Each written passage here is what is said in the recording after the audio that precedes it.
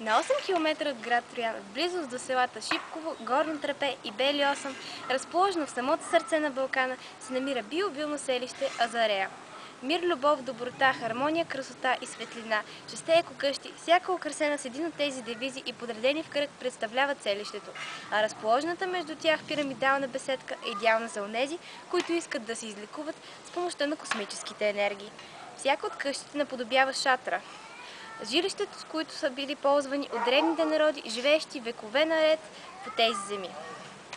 Името Азарея от езика на древните траки означава голямата мечка. Точно за това формата на парцел, върху който е построено селището, съвпада идеално с формите на съзвездието. Посетете биобилно селище Азарея. То ще се погрижи почивката ви да е уютна, а изживяването незабравимо. За TV4 от село Горно Трапе аз бях Аглика Бянкова.